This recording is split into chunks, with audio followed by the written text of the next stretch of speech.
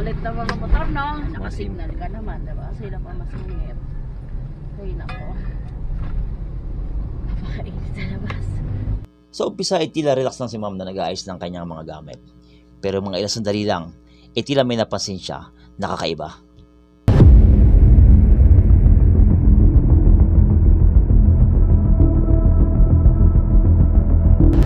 At dito nga ay tila nagkaroon ng tanong sa isipan niya na parang mayroong di normal na nangyayari.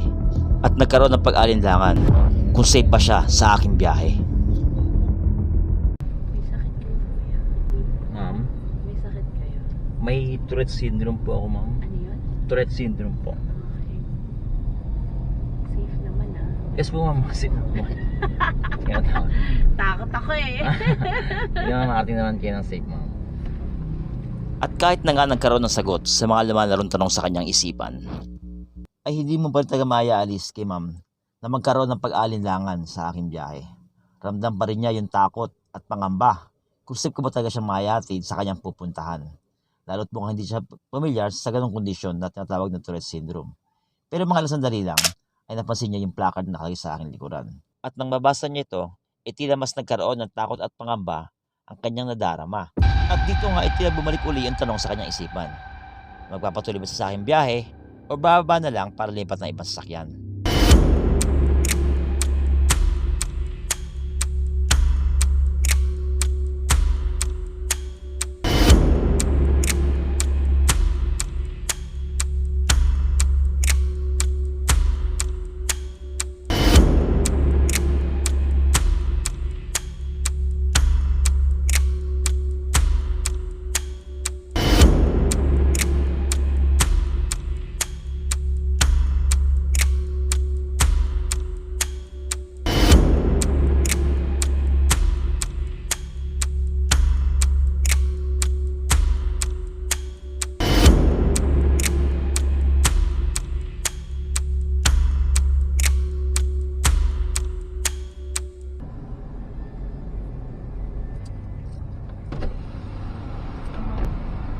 Makeup pa siya ate. Ha? Naka-makeup pa. Hindi ko napansin. Sa puntong ito tila nagkaroon ng tiyempo at pagkakataon si ma'am na kausapin ako para sabihin yung kanyang nadarama, yung kanyang nararamdaman, yung kanyang takot at pangamba habang sakay-sakay ko siya. Okay na lang, kuya. Kinakabahan Yes, ma'am, okay lang po. Pasensya na. Hindi mo okay naman matakot. Pa naman ako. Pa? Praning pa naman ako. Hindi ma'am. May kasi ma'am may Tourette syndrome kasi ako ma'am. Ito mo. Kaya ka, hindi kasi gumagano ako. Opo. Pag matatakot ma'am, symptom po kayo ma'am. Kumbaga parang kahit gumagano ko nakikita ko ma'am yun ma'am. Oh, Normal na purpose. takot ako eh. Huwag kayo matakot ma'am. Actually, kung hindi ka ma-offend, gusto Opo. ko na lang bumaba sa Baclaran Church. Magta-taxi na lang ako. Pero huwag ka ma-offend. Opo, okay kayo ma'am. Pero Takot lang po ako. kaya ma'am sayang yun naman yung bill niyo ma'am. Sayang naman kung pero kasi sa ma'am, kaya mo kayo hatid ng safe ma'am. Kasi Promise sa po, ma'am. patadaanan natin. Opo ma'am na talagang matagal na po naman nag-drive ma'am. Okay. Sige po. First time. Sorry kuya. Opo, okay na po. 5 years na po nag-drive dito sa Grab ma'am. Okay po. Huwag matakot ma'am, kumbaga normal lang po Huwag yung... huwag Hindi, ka lang ma'am. mabilis. Okay lang ako. Hindi ako nagmamadali. Okay lang. Huwag matakot ma'am, makarating po kayo ng safe, kaya po edit po kayo ng safe. Magtiwala lang po kayo sa akin.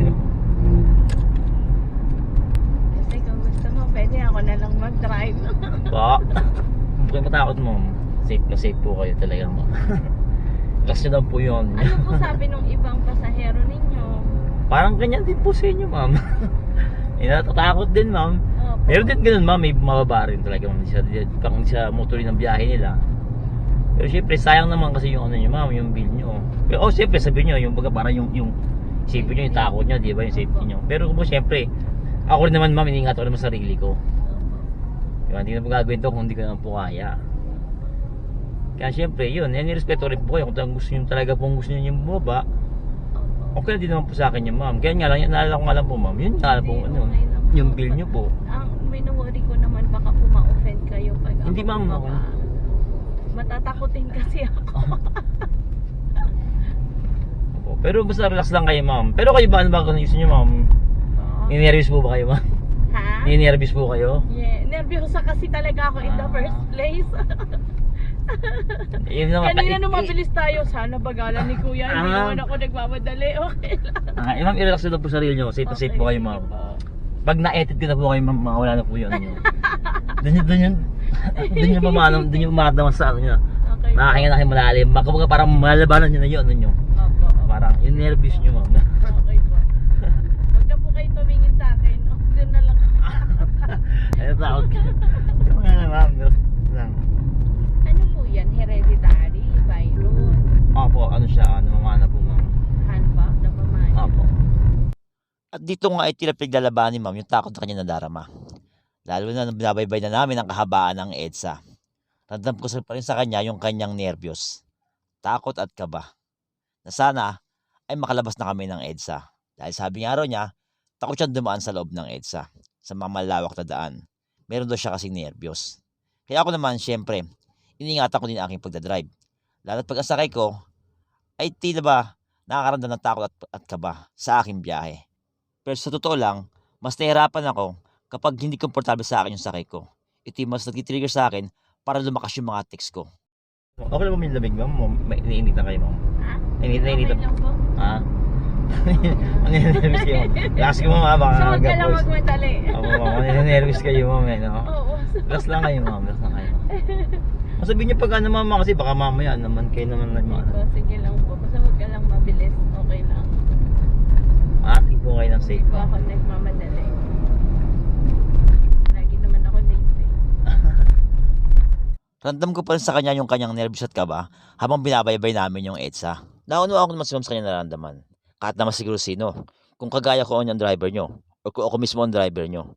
At saka, di naman nabago sa akin yung ganitong senaryo. Maraming beses na rin nangyari to. Kaya sanay na rin ako. At kaya nga nung makalabas na kami ng EDSA.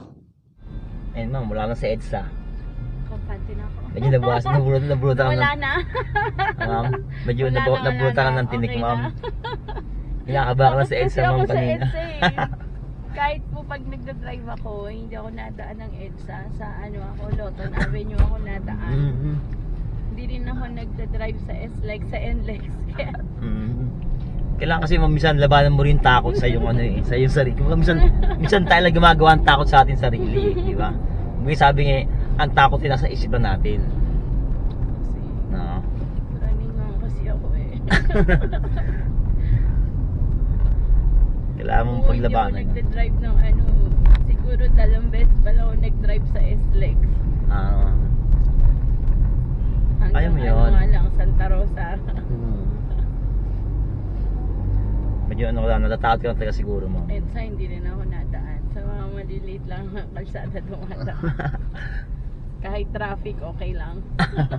Ayaw naman ng EDSA. Ayoko, Skyway, ayoko din. Ayoko Bakit nung, feeling mo na ano ayoko ka? nung makalapad yung kalsada. Tapos mabibigat. Dahil maraming mga ano, parang naiilang ka. Ako, na-stress ako. Pagpasok natin ng Kalayaan, okay na. Hindi na ako masyado kinakabahan. Kampante ka na, ma'am. Sabihin nung pumasok tayo ng Kalayaan, ma'am, medyo ano na. Oo, okay Medyo na. nakahinga ka ng maluwag. Yes. Sabi ko kayo nakala, layo pa naman ang biyahe namin. Okay lang ko dyan na ako sa MOA. Kaya natakot ka niyo, ma'am, ha? At ayun na nga, mukhang nabrutan ng tinik si ma'am. Wala rin kanyang nervyos o takot na dadarama. At isa pa, malapit na rin kami sa kanyang pupuntahan. O, ayan, ma'am, dito ka na. Ano masasabi mo ngayon, ma'am? Sorry! Sorry po, saan, kuya, ma'am? Pasensya ka na Hindi, po. di, ma'am, di ka dapat ika-sorry, Kaya ma'am. nahiya Okay lang ako yun. kanina, baka ma-offend ka. Hindi, okay lang yun, ma'am. Hindi ko dapat ika-sorry. Natural lang yun, syempre. Ngayon, napaglabanan mo yung takot mo, di ba? Ano yung pakiramdam na Nawala na konti nung ano, konti-konti na lang nung nasa Kalayaan. Doon lang talaga ako sa EDSA kasi may malalaking sasakyan. Dito lang ako, ma'am, ha? Ayan. Safe na safe ka nakating. Buo ka pa rin, ma'am. Yes! Malakas ka pa rin. At nakakatawa doon, napaglabanan mo na yung ano mo, ma'am. Opo. Thank you so much po. Uy, kuya, mag-iingat po kayo. At syempre, ma'am, ito, bibigyan ko ng sticker ko, ma'am. Wala ginagawa, panoorin mo ako rito. Saan? Para mas lalo mo ako mas makilala at mas maunawaan ko bakit ginagawa ito. Ayan. Ito ma'am. Sige sir, thank you Wala kang po. ginagawa. Panoodin mo ako dyan ma'am ha.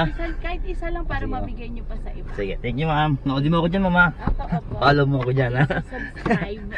Ayan, Facebook. Thank you ma'am. Saka YouTube. Opo, thank you ma'am. Kuya, thank you po. Ingat po kayo. Sorry kanina. Okay lang yun ma'am, no problem.